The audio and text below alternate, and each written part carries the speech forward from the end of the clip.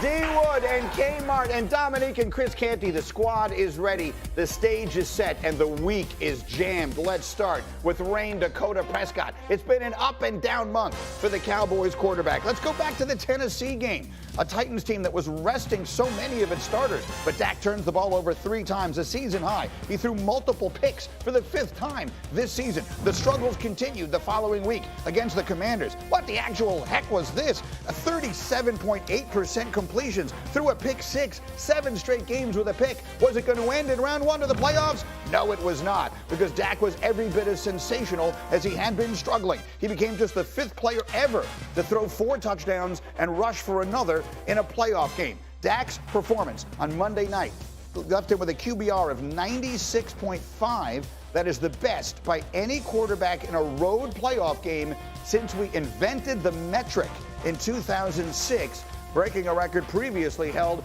by Aaron Rodgers. And oh, by the way, we're going to get to him a little bit later, too. But let's start with the operative question. Damien Woody, if we get that Dak Prescott, is this Cowboys team going to the Super Bowl? They're going to be tough to beat, Greeny. They're going to be tough to beat because the way Dak – listen, first of all, anytime an athlete talking about I don't hear the noise, that's BS. That's BS. Listen, as a former athlete, you hear everything, okay? Dak can't tell me that he didn't hear all the noise. What's wrong with Dak? Why he can't stop turn the ball over? What's going on with all the interceptions? You don't think Dak Prescott didn't hear all that noise and said, you know what? I got something for Greeny. I got something for Stephen A. I got something for everybody in this game. And he went out there and showed and played his behind off. One of those people was Chris Canty. And I said this yesterday, Chris. I don't apologize for a word that we said over the last month because it was accurate. He is a very good player who was playing badly. Now he's a very good player who played great on Monday night. Is that good enough to get the Cowboys to the Super Bowl? Yeah, if Dak plays the way he played against the Tampa Bay Bucks, the Dallas Cowboys can make it a 4th quarter game against anybody remaining in the playoff field. Now, we saw him play his best game as a pro on Monday night. I think he was great with the off-schedule plays. We saw Dak scramble, which is something that he really hasn't done since the ankle injury. He had 3 scrambles, 2 of those for first downs, 1 for a touchdown. But the thing that stood out to me, Greeny, was how good Dak was in situational football, 3rd downs, but particularly in the red zone.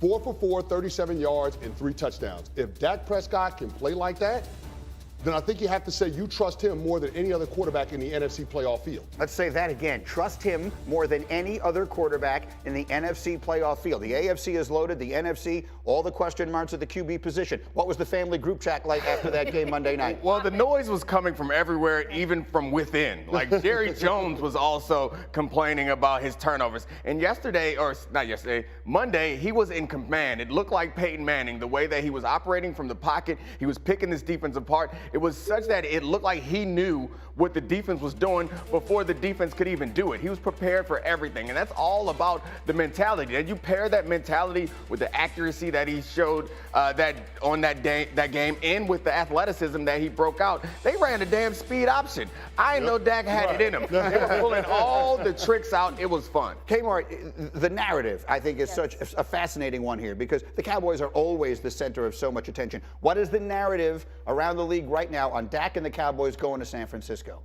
Well, first of all, that was the Dak everybody expected to see. That's the Dak that everybody was waiting to see. And a playoff game of that magnitude for him to step up was huge. Now, the Cowboys are a team to beat, correct? But they also are going to Santa Clara to face the 49ers. Like, I don't want to be that person that's going to rain on Dak's parade. But you're doing it. Yeah, it's happening. Rain on Raid's parade. Because I hate the fact that even Tom Brady, his future sort of overshadows the Dak and the Cowboys of it all.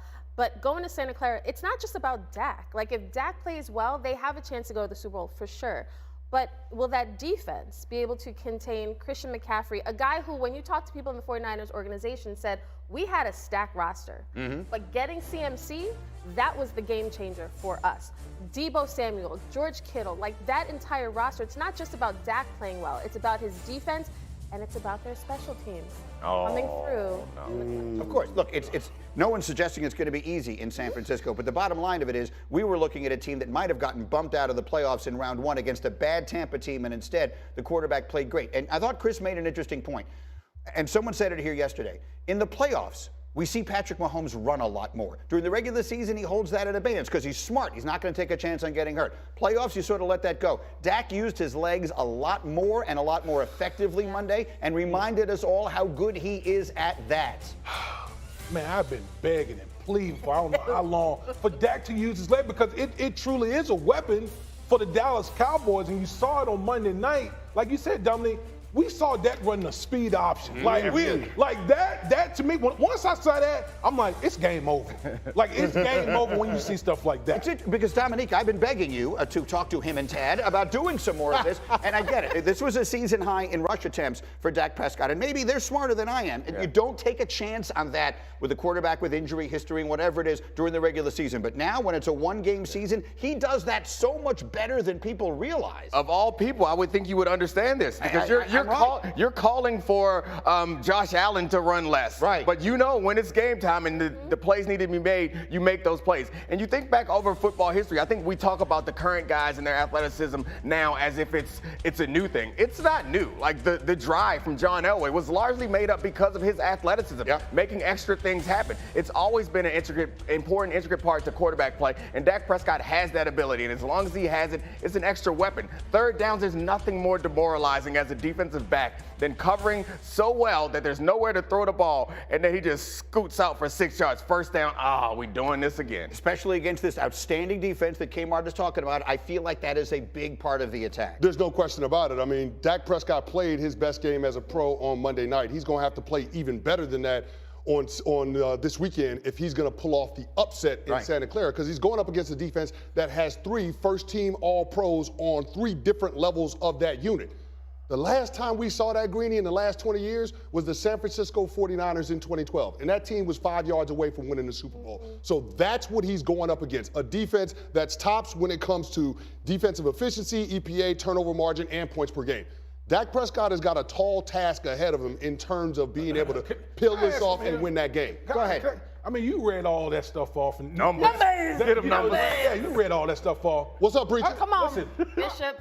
I could have sworn like a couple of weeks ago I saw Jarrett Stidham run through that defense well. Yeah. Okay, Why you don't think I'm just being real. You don't think Dak Prescott can do the same thing? If Dak Prescott plays the way he played on Monday night, you don't think he can get that Preacher, can I rebuff what you just said? How did that game end? An interception, right? Who forced that interception? Nicky Bosa, first team All-Pro. Like, all I'm simply saying is this defense is so disruptive, it keeps you off schedule as an offense. Dak Prescott is going to have to play above the X's and O's that Kellen Moore dials up if they're going to have a chance at being able to sustain drives. That's going to be key. Yes, but here's the encouraging thing. You talked about narrative earlier. Yeah. With Dak Prescott, over the last few weeks, he's been discussed as the liability with this Cowboys team. We saw him be the reason that they won a game. That's what you want from Josh Allen, from Joe Burrow to Patrick Mahomes. Dak, he showed that, no, I can take this team and put them over the top. And I said something else about the narrative. Like, for all San Francisco, hottest team in the NFC, no question, people think that they're just a juggernaut. The reality is they have the softest schedule in the league. Vegas only opened them as a 4-point favorite at home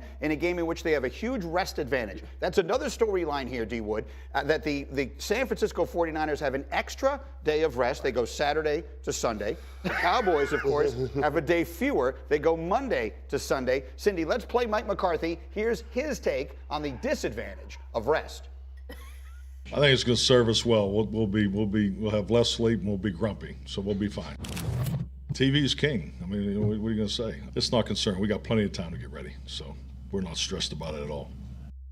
They're not stressed about it. But teams that are in this situation, 5 days rest versus 7 or more days rest, are 9-24 all-time in road playoff games. Worth pointing out, the majority of those are going to be teams that had byes, and thus they would be much higher seeded. It's not a perfect stat, but it is what it is. D. Wood, how concerned are you about the advantage the Niners have in rest? Really, I'm not concerned about all of this. Y'all want to read off numbers and stats and all this type of stuff. Man, let me tell you something here. Okay, we are in the postseason. This is the divisional round, the best weekend of football. I don't give a damn about short weeks, long weeks, any type of week at this point. At this point in the season, I don't need to see my family. I don't need to see anybody. All I care about is going out here and trying to win a game and get closer to the chip. Because at the end of the day, it's about the chip. It's not about one less God is day. good. It's about the chip. I can deal with the consequences after the season. Period. Woo, Lord. Man, make me want to play right now. I want to fight somebody.